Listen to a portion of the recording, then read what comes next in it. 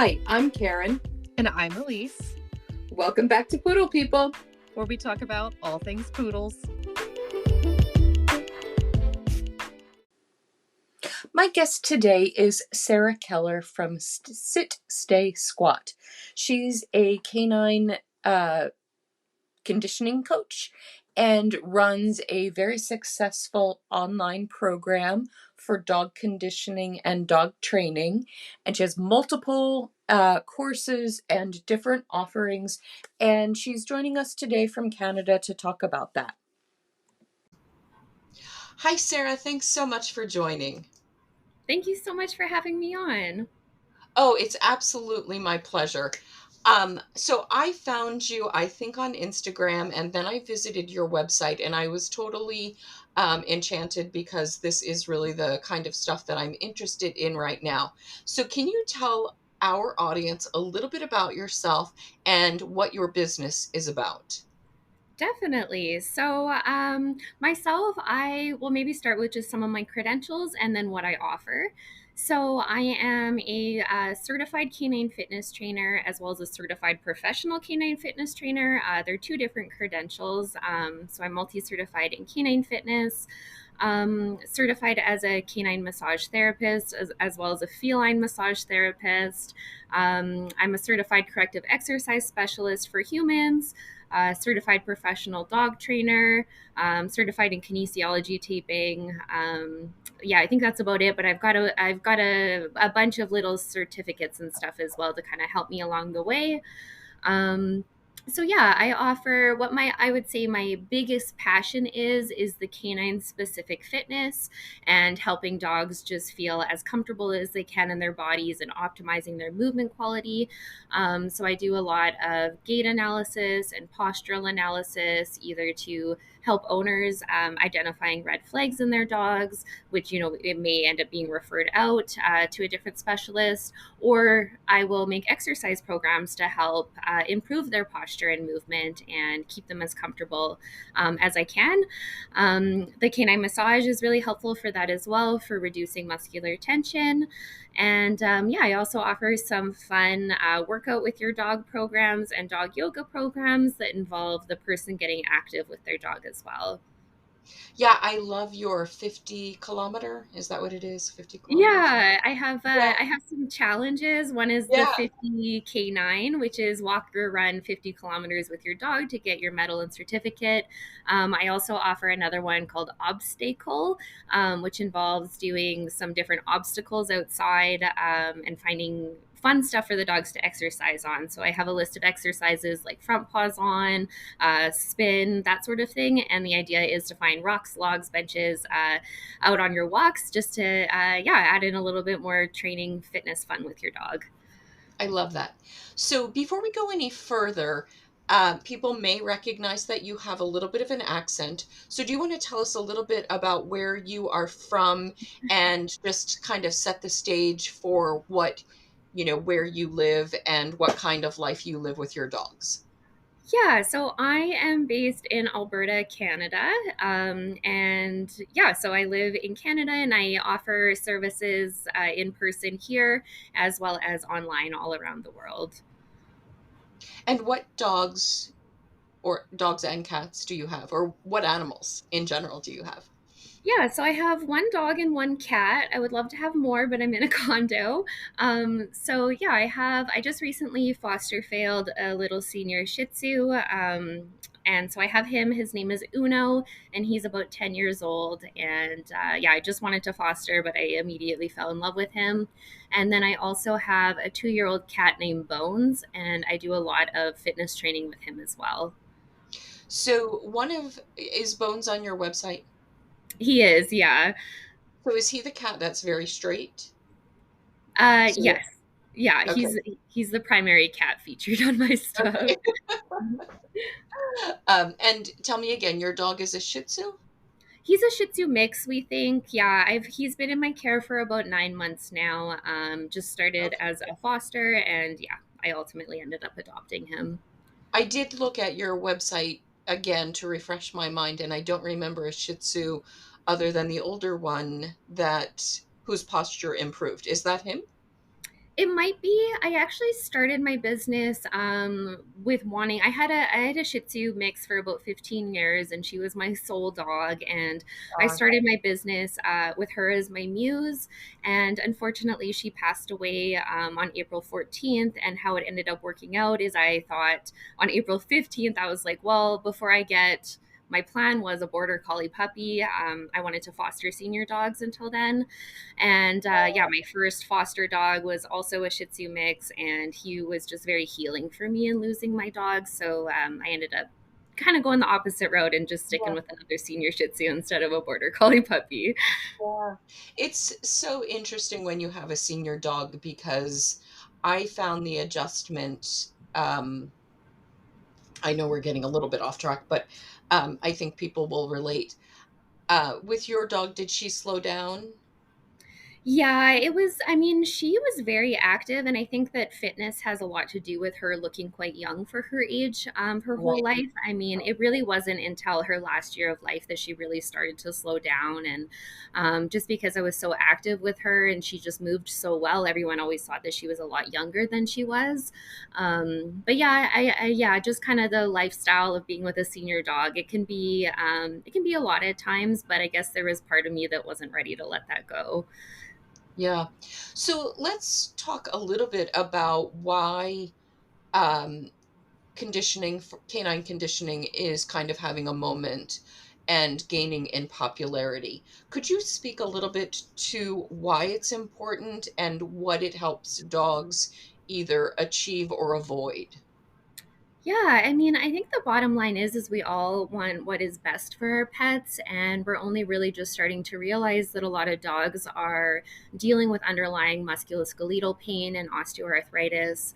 And I think, you know, a lot of dogs, even maybe if they aren't suffering from an injury, do have some structural concerns that make them maybe a little uncomfortable, or maybe make it so they can't quite do the things that they want to do pain free. And I think that's the most important thing for us, is to make sure that our dog's quality of life is good and that they feel good in their bodies. And canine fitness is really popping off right now. And I think because it just really does help us to learn to identify things that might be going on with our dogs, and just setting their bodies up so they can feel comfortable doing the things that they love and reduce the risk of future injuries happening in the future for them. Right. So this is kind of the idea, especially for humans, that the more you are strengthening your muscles, your ligaments, your tendons, your fascia, you are supporting your bones and reducing your potential injury or joint pain. And I love that we are seeing this move into the canine world. Is it common in Canada or is it still relatively rare for human? Um, I mean, so I've been running my business now for just over 7 years. And I would say this past year is kind of the first time where things really feel like they're really picking up. It is very niche. I will say, when people ask me what I do for work, they usually kind of laugh at me. And I'm like, I know it sounds funny, but it actually is, you know, there's science and stuff behind this. Right. Yeah, so I think it's getting on the up and up, but it's still very, very niche. Okay. It is here too, especially where I am. I'm in Kentucky, and we do have one clinic that just opened a rehab and therapy session or uh, wing, but it's not a particularly common thing. Yeah. Uh, so it's good to know that it's kind of everyone is learning or getting used to this. Hmm. Um, so how did you actually get into it originally? What was your impetus for entering the field? Yeah, so it's my business has evolved a lot. So I had the idea for a really long time before I started. I personally was really into fitness, and the gym was a big part of my day, but I would feel guilty a lot that I'd come home from work and then, you know, want to go to the gym for myself, but my dog just spent the whole day by herself, and just feeling really guilty. I'm like, well, do I take the dog for a walk or do I go to the gym? Because a walk just doesn't feel like enough for myself, but it doesn't really feel fair to leave my dog again. And I just wish that there was a way that she could work out with me. So that was how it started, was as a workout program with your dog. And as I got into that, I started to learn more about the canine specific fitness and just kind of diving into that more and realizing that a lot of our dogs, have discomfort that we're not realizing. And that's a really big thing for me, is to help our dog's quality of life. So that's kind of how it started, was the workout with your dog, and then dog yoga, and then the canine fitness. And then I realized, like, these dogs have some tight muscles that we're just not getting out with stretching. So then I added in the massage, and it's just kind of grown from there. Yeah. I totally understand because when I have worked a full day and come home, the last thing I want to do is shove them back in their crates and, but it is really challenging. I have the extra challenging challenge of having multiple dogs, so I always have to figure out how many I can get exercised or what that's going to look like. So it's definitely a concern for a lot of pet parents. Um, so what do most people get wrong about canine fitness? I think there's a few things. I think maybe, when just hearing about it, just kind of thinking like maybe it's kind of silly. Or I know before I used to think about trick training, like, my dog doesn't need to impress me. Like, we don't need to do that stuff. But it's just so much more than that. I mean, there's the benefits for their physical health, but there's also the benefits for your bond building and learning how to communicate with each other and just spending that time together. I think another one would probably be when people, see canine fitness and think that's really fun, and they kind of just start like throwing a bunch of stuff at their dog. We have to be very cautious in the way we implement canine fitness, because there is a risk if we're asking our dogs to do things that they're not, their body or their mind isn't prepared for. There is the risk that we could accidentally hurt them. So I think the biggest thing is, yes, doing canine fitness is obviously like incredible and I'm super passionate about it, but DIYing it when you don't have the training and what it's supposed to look like can end up causing more harm than good. That's a good warning or concern to bring up. I'm glad you mentioned that. Um, so set the stage for us a little bit. What kind of equipment do you have, and what simple things could someone have to start slowly adding little bits of fitness to their dog's routine? Yeah, so kind of building on that last point, when I first started, the primary pieces of equipment out there were a bunch of different inflatables. And so I felt the need to purchase every inflatable equipment out there. And as I've become more experienced, I've honestly gotten rid of a lot of those props. Just like with human fitness, we really want to solidify good movement mechanics. That's like the number one, is making sure that our posture and our movement is good before we start playing around on all sorts of unstable pieces of equipment.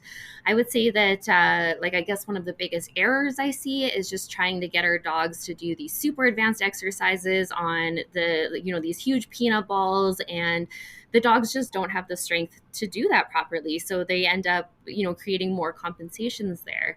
So now, my favorite pieces of equipment are really basic. I really will just start off with some feet targets and a platform. And I like these because they really help us to teach our dogs exactly what we want from them, and help to set them up for good alignment. So I primarily, I'll start with the feet target. So I'll use a target for both front feet, a target for both rear feet.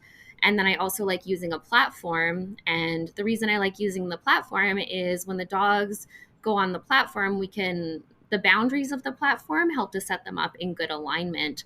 So we'll see a lot of dogs who have sloppy sits. I'm sure we've all seen stuff like that, where their legs are really abducted and rotated out. And if we have them on a more narrow platform, we can encourage their body to tuck in tight into alignment. So yeah, my favorite pieces of equipment are just really basic feet targets and a platform. And I have some blog posts on how to DIY those. It can be really easy. I mean, really, you can just cut up little pieces of foam or pieces of wood to use for that. And the exercises are honestly endless, and we can progress them from the basics to the harder stuff. I love that you're pointing out that, the inflatables, there are some people whose dogs can do that, and it looks like it's not that hard, but it actually is a lot harder for the dog to accomplish those tricks than people probably realize. Um, my dogs do some of this, but I am pretty cautious. I do stack everyone every day, so I have a foot target already, and I have different types of foot targets. And then I really just use a box, which is kind of your platform. Hmm. And sometimes there's a cushion on the box, and sometimes there's not. And sometimes I use the uh, edge of my treadmill as a raised area. So it's already down there and free, and you know, so I think that your advice to just simplify and start small is really good. And your website has tons of information. I think it's really interesting. I would actually recommend that people make sure they visit the before and after page, because I think that that is really insightful and helps you see things that you would not necessarily recognize as being issues, right? Yeah, yeah. The before and afters, honestly, they amaze me every time I see Oh a my God. dog. Yeah. Yeah. Right before we start working together and then after, like it blows my mind, and it almost makes me realize how important fitness is for us too, just because you can see these before and afters and see the way that we're able to change the dog's joint alignment and just make them look so much more comfortable. It's pretty incredible. You can see Yeah. going through those photos that those dogs look so much more comfortable now that their posture's improved. Yeah. This is, it's kind of like having physical therapy, or a human having physical therapy for their whole life, but for the dog. So if you train your dog regularly, you can keep their joints healthy. And it really is so simple. I am really obsessed with it. I love it. I love it. I love it. So how long does it take for a dog to gain strength? I mean, it's a bit relative. A lot of the times when we're first starting, we're really just building up the dog's skills before we're really focusing on the strength training.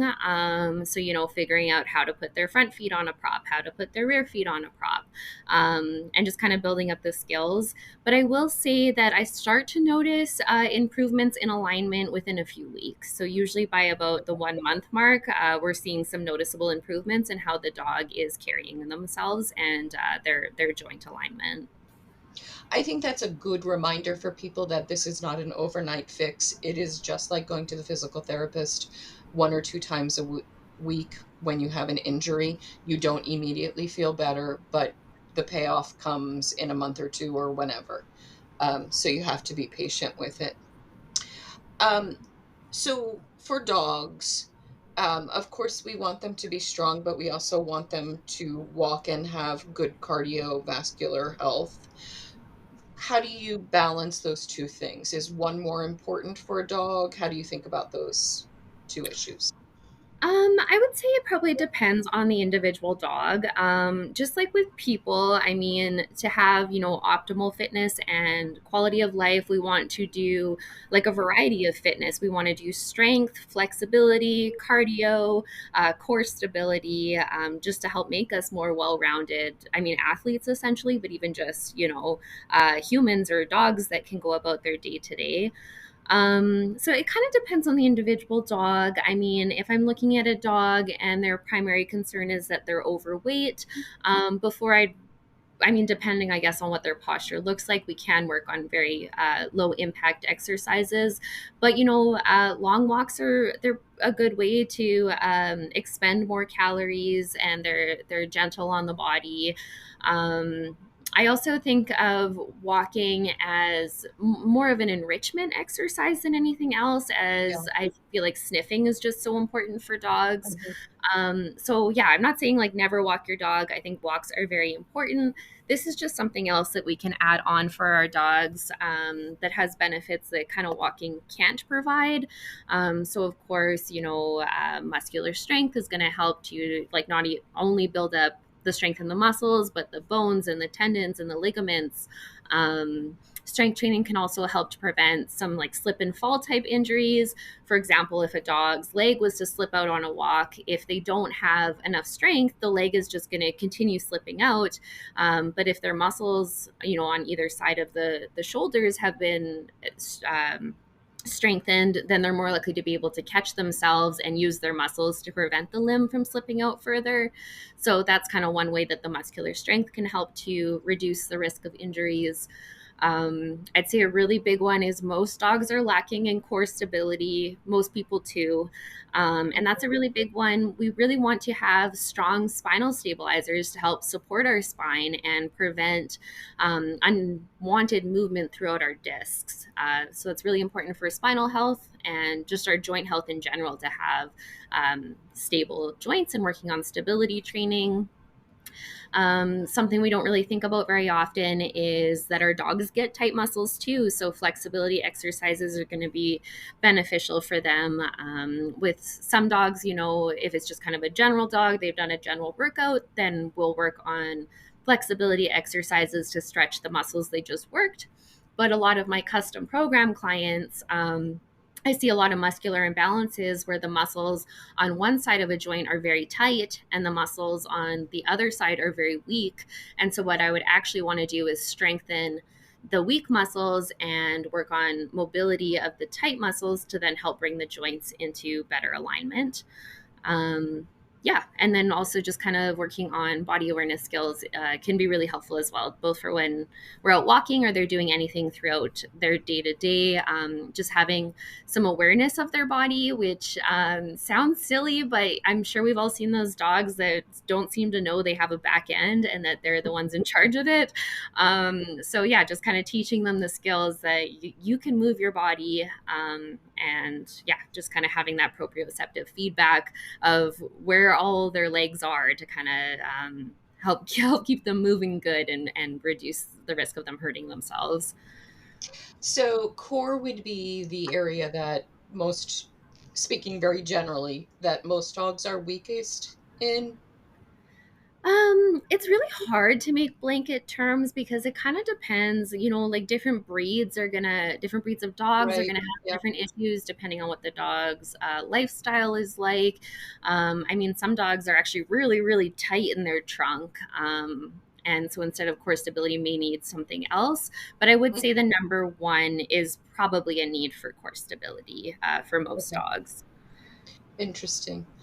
I think within the horse industry, that also is kind of a new thing. Like we never used to talk about core strength for horses, Hmm. although we talked about fitness and different um, strengthening things. And it's kind of interesting to see the two animals in parallel in that way. Yeah, I mean, our trunk is what transfers forces when we're running Right. and stuff. Like we Yeah. use our trunk so much for everything, so it is really important that we're using it properly, so that it can be nice and stable and can give us the solid base that we need for our activities. Yeah. Um, so let's switch a little bit to talking about how you actually deliver content. Do you mostly teach online or in person, or is it a mix? How has that evolved for you? It's a mix. So I started my business in 2017 and it started in person in Edmonton, Alberta. And then when COVID hit is when I had to go online. And that was such a huge learning curve for me. Oh, I bet. Yeah.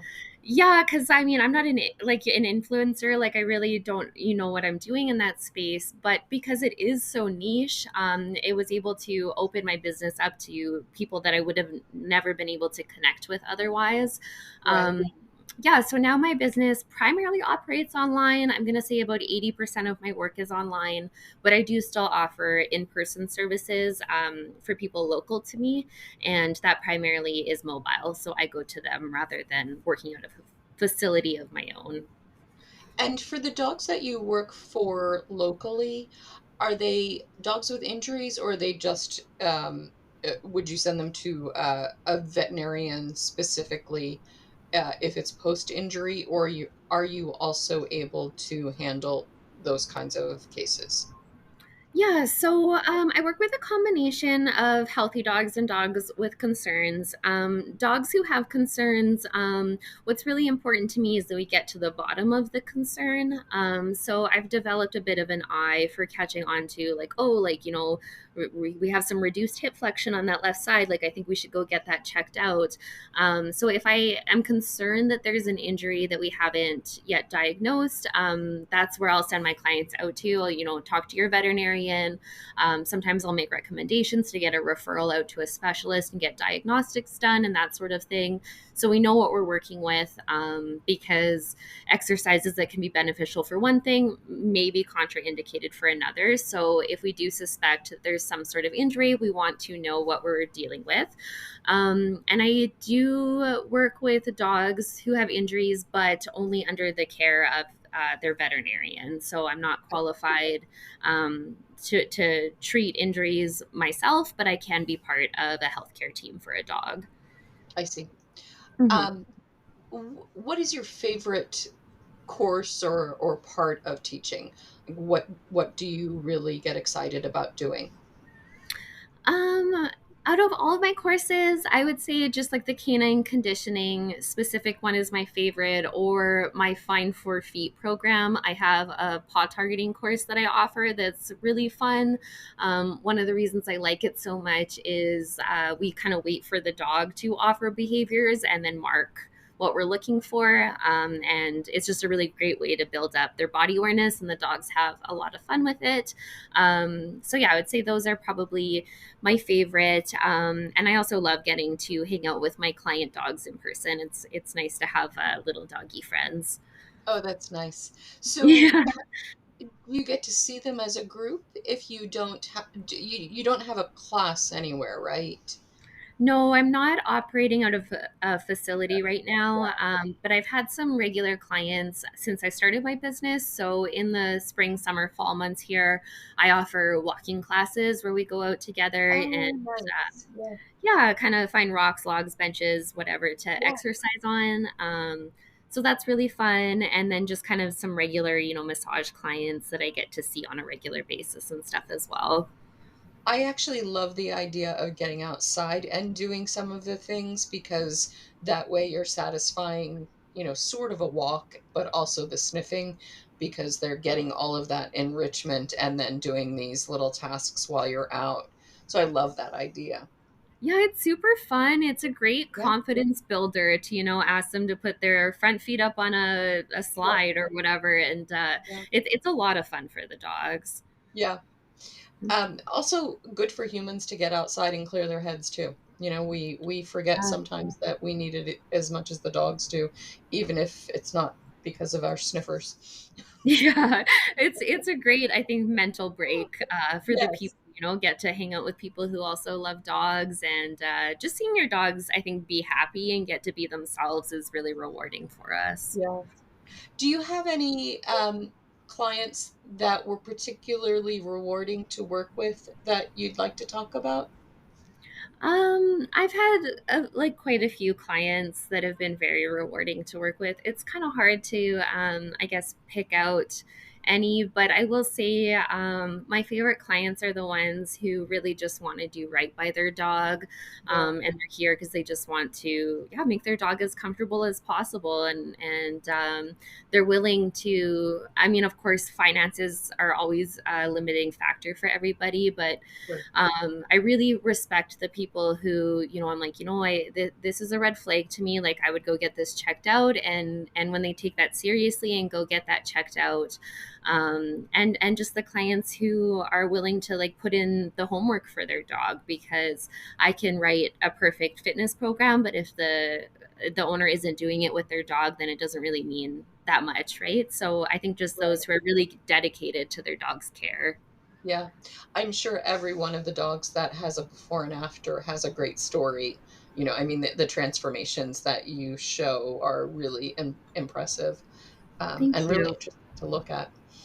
Um, so, so you mentioned writing things down for the owners and sending them home with homework.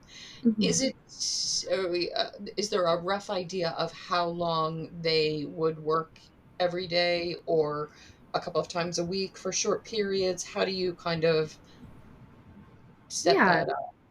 Yeah, so it depends on the dog, but for the most part, a general rule of thumb would be that my programs take about 15, 20 minutes. I'm going to say about 20 minutes a session, and I usually recommend every other day or so. So about 3 to 4 Okay. times per week.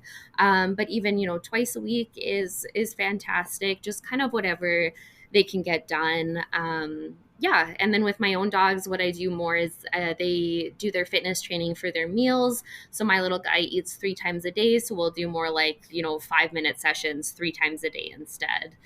Oh, um, nice. yeah. And so when I make a fitness program, I will analyze the way the dog's structure and their posture and the way they're moving, and then create exercises to help improve what I think needs to be improved.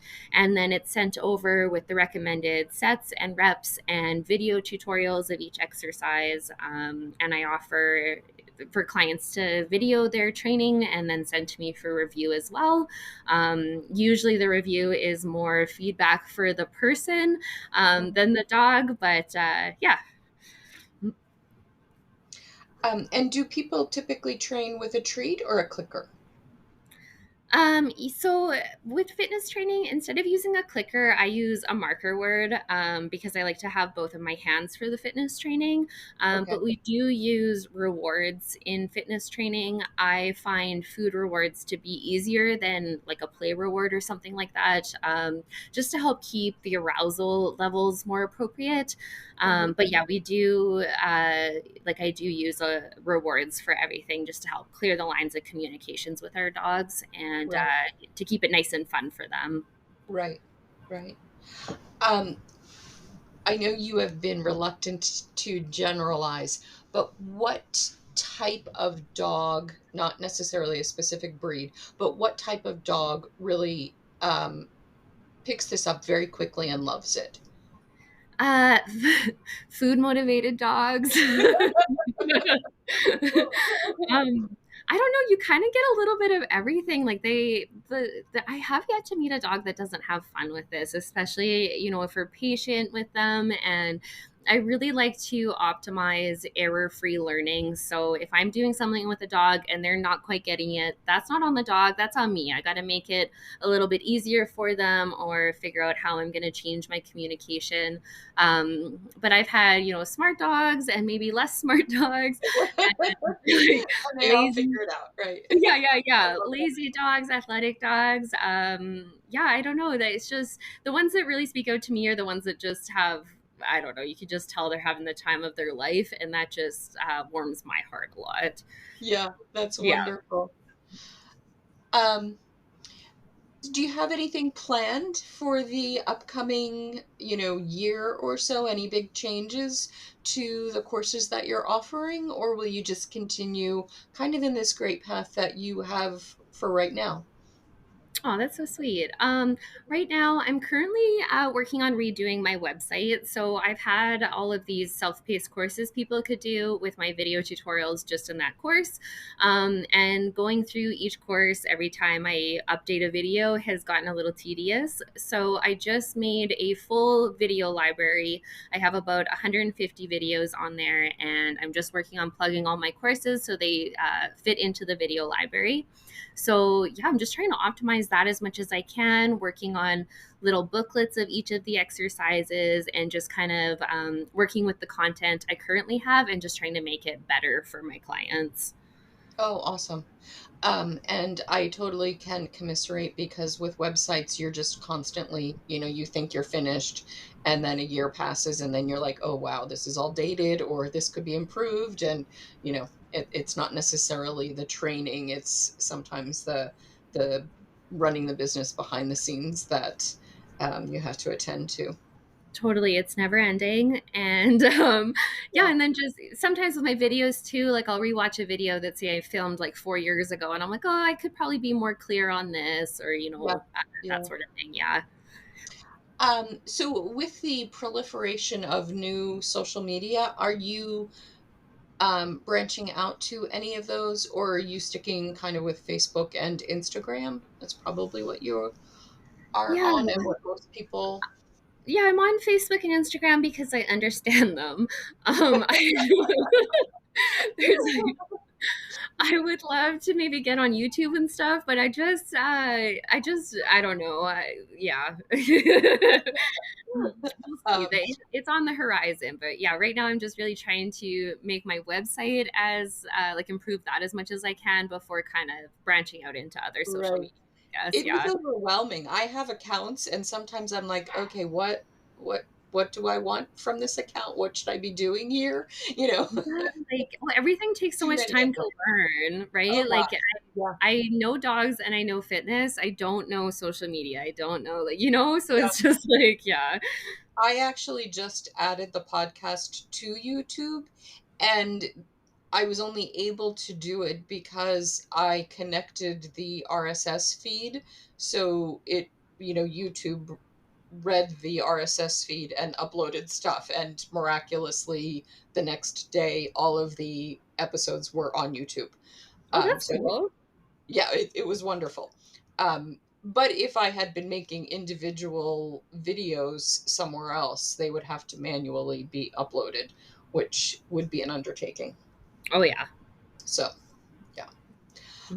So if people are interested, where should they go to find you? Let's. So, I my business again is Sit Stay Squat. So it's sit, SIT, stay, STAY, squat, SQUAT.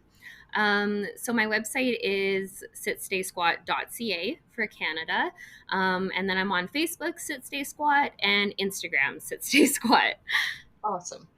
And it looks like you offer a regular discount for new users. Am I right? That you had. I feel like I saw something that said take a percentage off, so people Yeah, could take advantage of that. I've been running some promos. So right now, for the month of February, I'm running like 30% off the online courses using the promo code I love my dog. Oh, nice. And then, yeah, I was thinking today actually that I think next week I'm going to send out a promo code for custom programs. So my plan is to do a little sale on those in February as well. Oh, fantastic. So if people are following you, they can just pay attention to the promo code that's current and use that if they haven't already booked a course. Yeah, yeah. Fantastic. Well, I am so glad that you had time this afternoon to talk to me. This is a topic that I'm totally interested in, and I love hearing the different practitioners around basically the world who are really understanding how important canine fitness is for animal comfort. So I'm really grateful that you had time to talk to us today. Thank you so much. I really appreciate the opportunity to come on. It was a pleasure. Thank you so much.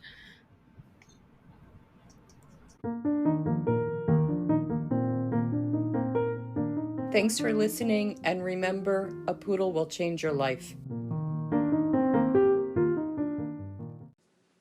Hey, thanks for making it to the end of the podcast.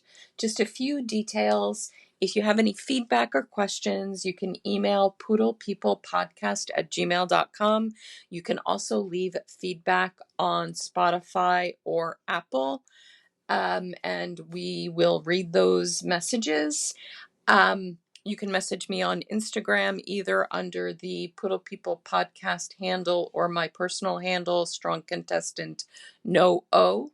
And feel free to visit my website, scotchcornerstandardpoodles.com. You can see pictures of my dogs, my breeding program, my current litter, and you can find the link to my application on gooddog.com if you are interested in a puppy.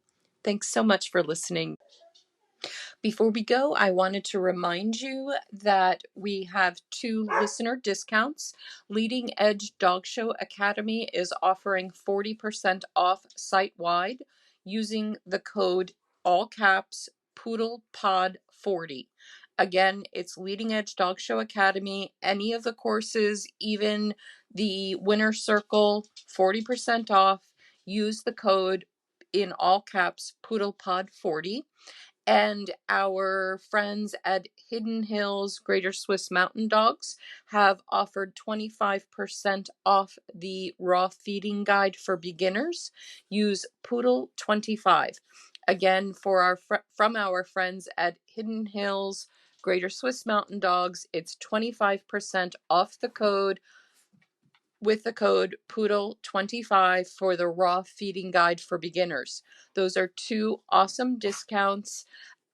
We also have a new page where people can express interest in advertising on the podcast to reach our great and motivated audience.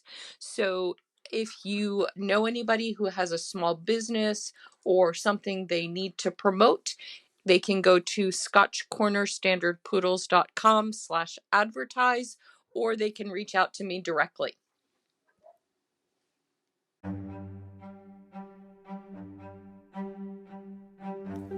Thanks for listening to this episode of Poodle People. See you next week.